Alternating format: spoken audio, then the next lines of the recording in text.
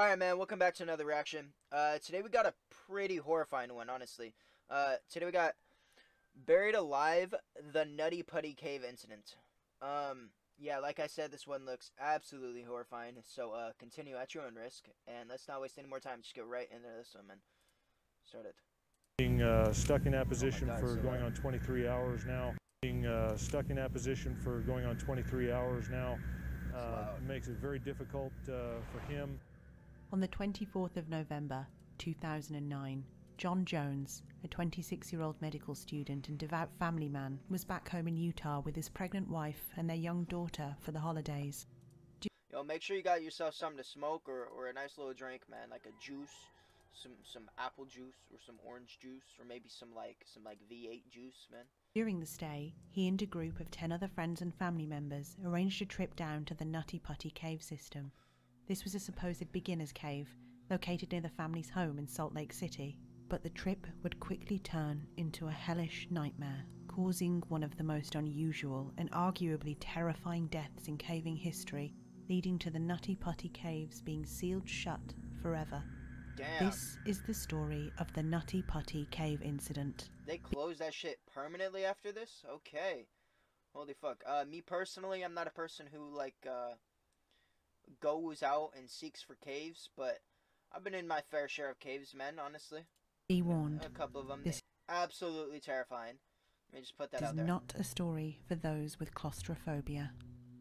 Which I have. The Nutty Putty caves, first explored in 1960, were notorious for their narrow and slippery passageways, twists and turns.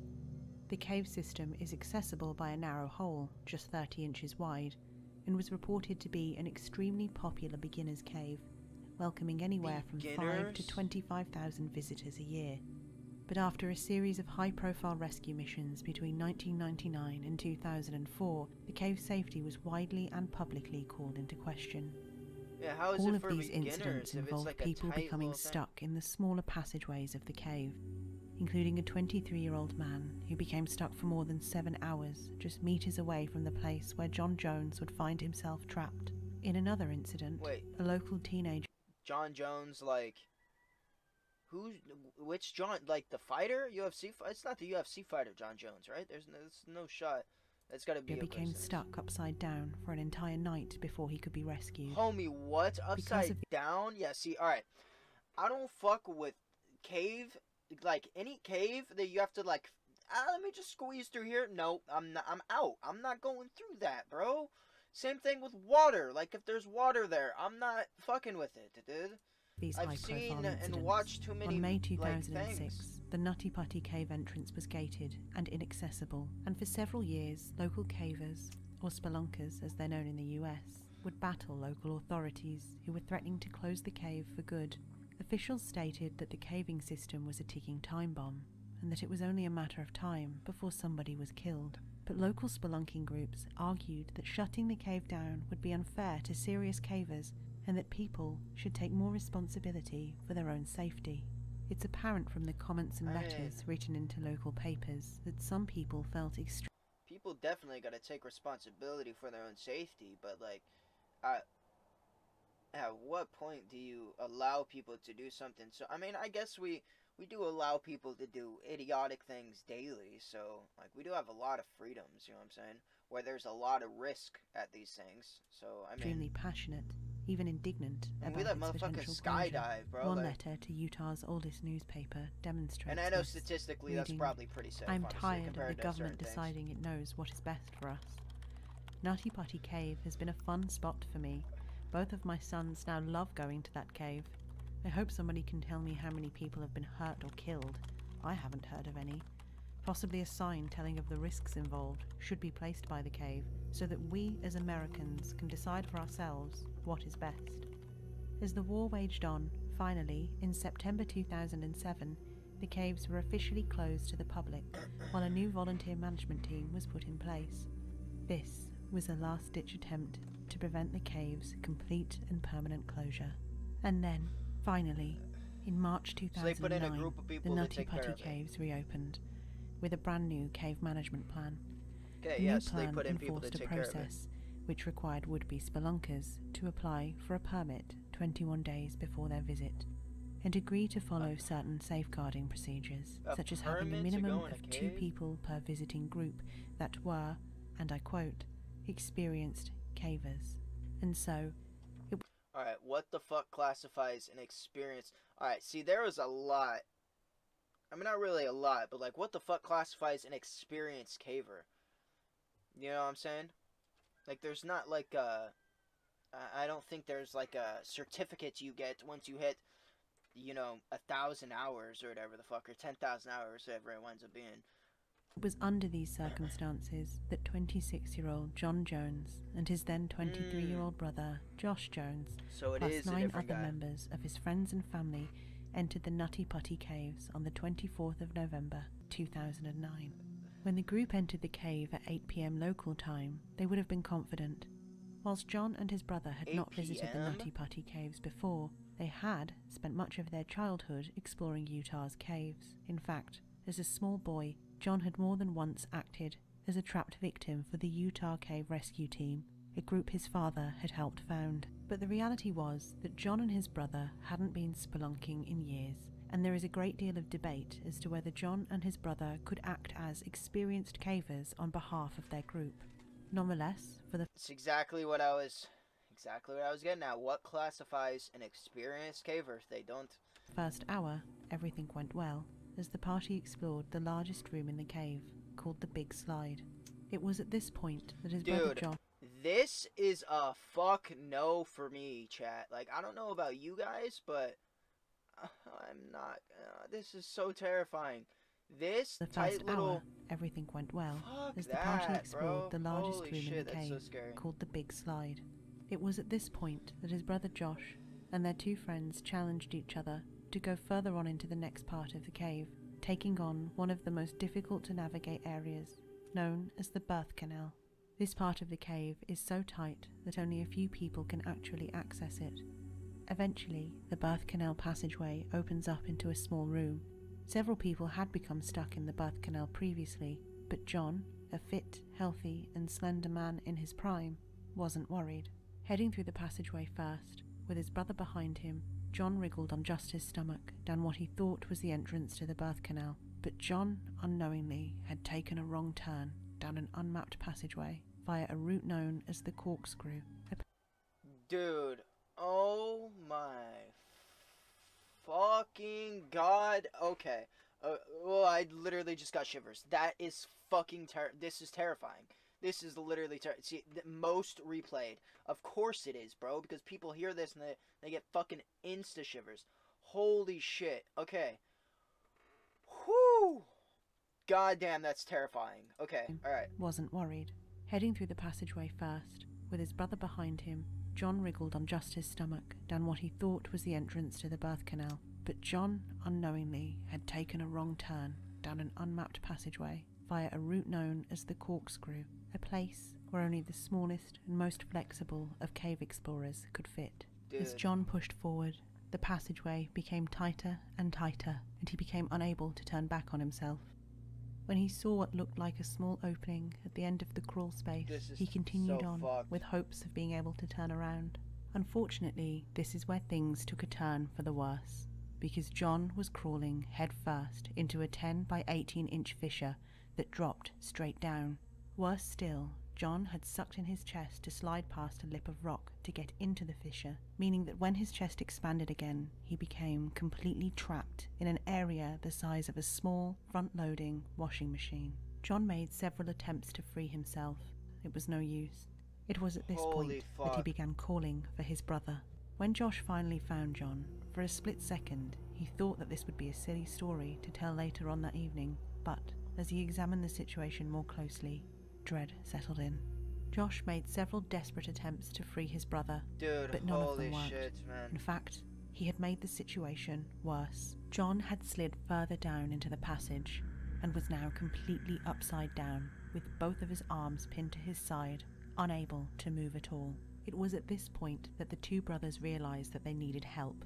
Josh alerted the rest of the group and left a friend to stay with John as he rushed out of the cave system to a nearby hill to get reception and call 911. Knowing help was on the way, he went back down into the cave where his brother was still pinned upside down. it would be 3 hours before help would arrive. At 12:30 a.m, the first rescuer arrived on the scene. It was Susie Matola, a local volunteer who immediately rushed to the scene when she received a message on her pager. Right away, Susie realised that John's predicament was much, much worse than she had thought. She knew she had to keep John calm, and so she greeted him and told him that he'd be out in no time, and not to worry, to which John replied, "Hi Susie, thank you for coming, but I really, really want to get out."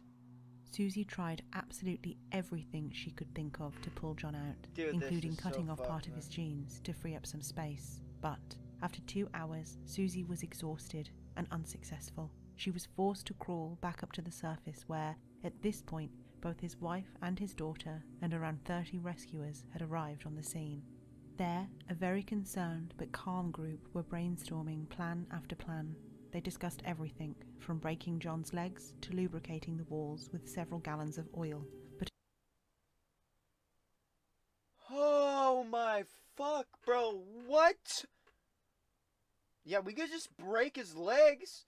Dude, homie. Imagine explaining that to him. They're like, alright, John. Like, dude, oh my fucking god. Holy shit. This video is wild. Holy fucking, dude, alright. I'm never going into caves again. Alright? And by the way, when I said I've been in caves that, like, I can stick out my arms both ways and not touch either wall, okay? These are not small passageways. I would never go into a small little passageway like that. Fuck no, dude. Oh my god. Whew. Alright, back to the video. there, a very concerned Jesus but calm Christ. group were brainstorming plan after plan. I cannot They believe discussed they said we could everything, break his from legs. breaking John's legs to lubricating the walls with several gallons of oil. But eventually, they decided upon a system of ropes and pulleys to hoist John out, legs first. This pulley system would be aided by drilling some of the rock around him to create more space. Members of the rescue team made their way to John with the equipment, but they ran into problems. The rock wasn't coming away quickly enough, and removing what did come away from the wall was proving impossible to do safely, not least of which because the rock was falling back down onto John. Yeah. Back at the surface, the rescue team, now in their hundreds, were all becoming increasingly concerned. Things were moving slowly. Each trip to pass a piece of gear to John's location, 700 feet deep within the cave, took an hour, and only one person could ascend or descend down the passageway at a time. Oh To make my matters fucking worse, when God, rescuers dude. told on-site trauma surgeon Doug Murdoch that John was upside down, Doug made the team aware that this likely meant that John would only have 10 hours before his organs would fail. The human body is designed to be upright.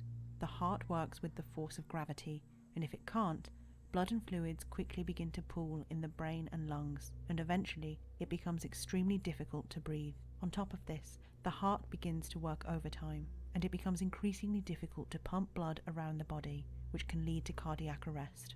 This was something Susie noticed within the first hour of working to free I did not fucking know that. Wow. That is terrifying. Okay. I did not know that. John, a distinct rattling noise coming from his chest, a clear sign that fluid was pooling in John's lungs. He was already starting to asphyxiate. Blood pools The rescue and team blood decided was that in the his immediate goal should be to That's get John terrifying. out of his dangerous position to alleviate the pressure on his brain. Dude, lungs. what the that's like what it looks like? This is... Oh, this is so fucked, man. Holy shit, it's so The fucked. team got to work immediately to install the first system of ropes and pulleys, but they quickly ran into several problems. John's legs and feet couldn't bend back around the curve of the shaft he had slipped into. On top of this, the lip of rock that he had breathed in to slip past was catching on his chest. It was, as one official put it, the worst possible place to be stuck. Nonetheless, the team managed to hoist him up enough to elevate his position slightly and administer IV. Unfortunately, just moments later, this first pulley system failed, and John slid back down into his original spot. No shot. At this point, John was swinging in between a state of calm and panic, and so a decision was made to bring a two-way cable radio into the cave so that John could speak with his wife. The conversation was tense, but it did serve to keep him calm enough for for the next system of ropes and pulleys to be Oh installed. my god, I don't fuck Finally, with that, after 19 dude. This is hours, so a terrifying. team of 8 were ready to pull. But there was a problem. Each pull was agonizing for John, and the team had to pause several times to avoid breaking his legs. Yeah. And then, a glimmer of hope. On the third pull, John was lifted up high enough to make eye contact with his rescuer, who later commented that his eyes were red, his face was dirty, but that he seemed fine otherwise. When the rescuer asked him how he was, John said, "It sucks. I'm upside down. I can't believe I'm upside down. My legs are killing me." The rescuer saw that even though John was complaining, Dude. he had a smile on his face. And then, on what was to be the fourth pull, disaster struck. That they have a raising system that was helping to hold him in position. One of the devices as part of that system failed. No shot, and, bro. Mr. Jones actually ended up falling back into the area where he had been stuck for so long. The system had failed. The entire team fell backwards. When the team regained composure, they realized that the worst thing imaginable had happened. A bolt that was drilled into one of the cave's walls had come out, causing part of the cave to crumble. This had hit the lead rescuer in the face, causing him to momentarily black out. And, worst of all, John had slid back down into the crevice and had now become completely unresponsive. With the rescuer closest to John now needing medical attention, a second lead rescuer took his place. Satisfied that John was, in fact, still breathing, in a state of desperation, the new rescuer somehow managed to slip a rope around John's Dude, waist. oh my fucking But he himself god. became stuck and needed help from other members of the team, sustaining multiple injuries in the process. A third lead rescuer made a last-ditch attempt to free John by desperately drilling away the rock around him, but it was no use. The entire team was exhausted. John was barely breathing and was still unresponsive. He had gone into cardiac arrest, and tragically, there was nothing anyone could do. Man. It was at this point that John's wife Emily was informed of the situation. John was technically alive, but unconscious. In her desperation, she believed that he could still survive the ordeal and continue to radio down. In one of her final communications with John, she said, "I know you've been pushing so hard for so long. Why don't you rest for a minute and take a break, and then you can push again?" At this point, whilst they Man. couldn't officially confirm it, rescuers suspected the worst. And so, a brave paramedic was sent down to take a pulse, confirming what everyone had suspected. At 11:56 p.m. on the 25th of November 2009, John Edward Jones was pronounced dead 28 hours after he had initially become stuck. Emily was initially in complete disbelief. She refused to believe that her husband could die from such a simple mistake and did not accept that a pulse taken from the leg could indicate that he was dead. Eventually, officials managed to calm her down, agreeing that they would do Dude, everything in their holy power fuck, to man. remove her husband's body from the cave. Not wanting to let a grieving widow down, the team discussed what was reported to be some rather distasteful plans to get John's body out, but this would prove to be impossible. Even if they were able to free John, his lifeless body would not be able to twist properly in order to... They're going through... I'm pretty sure they're going through these, right? Obviously. The white, little white area. That is fucking terrifying. be fully removed from the cave, at least not intact. It was decided, given everything that had transpired, that it was simply too dangerous for the rescue team to attempt to remove his body. And so, a decision was made to seal the entrance of the cave with concrete, with John's body inside, forever. Oh my John's fucking family God. had a plaque installed on the entrance of the cave in his memory. Later, the family would release a statement where they said that John Edward Jones, husband, father, and paediatric Wow. cardiologist in training, would be remembered for his, quote, good nature, delightful sense of humour, strong work ethic, a genuine love of people, a masterful ability to relate to children, a love of and unwavering faith in the gospel of Jesus Christ, and his commitment to his family as an amazing husband, father, son, and brother. To this day, John's Goddamn, remains are man. still inside the cave, serving as a harrowing reminder of the very real risks of cave exploration. Holy fucking shit. This is the Real Horror Channel, the place for all things really horrifying. Yeah, that was really horrifying. Not fucking wrong. Holy shit. Wow. Okay. Well, I will not be caving anytime soon. And that just goes to show, man, make sure to stay safe. Make sure to be, be precautious. Oh my god, you never know what could happen, man. That is absolutely fucking horrifying. Holy shit. God damn, just thinking about that and thinking about that predicament is terrifying. Oh my god. Oh, XQC reacted to it too. I didn't even see that. Goddamn. Alright, man. Hey, make sure to go subscribe to Real Horror, yeah? God damn, man. God damn.